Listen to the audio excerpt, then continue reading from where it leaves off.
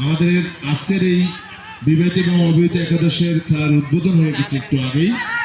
আমাদের মাঝে অতিথি হিসেবে আসন অলঙ্কৃত করেছেন ঐতিহ্যবাহী বিদ্যাপীঠ উজানচার কংসন উচ্চ বিদ্যালয়ের সম্মানিত অভিভাবক প্রতিনিধি আছেন আরেকজন প্রিয় বড় ভাই যিনি সবসময় এই সহযোগিতা করে থাকেন, রুমি ভাই আছেন, আনিসুর রহমান আনিস ভাই, খলিল রহমান অলি ভাই, রহমত আলী ভাই, বিল্লাল ভাই, সাথে রয়েছেন আহমেদ আলী পলাশ, আহমেদ আলী ভাই সহ আমাদের একটু আগে যারা উদ্বোধন করে গেছেন তাদেরকে ধন্যবাদ জ্ঞাপন করি। বাসমাঠ থেকে আবারও বিবাহিত অবিবাহিত একাদশে আক্রমণ, ডান পাশ থেকে জোরালো শট এখনো পর্যন্ত রেখেছেন 7 নম্বর শিপন।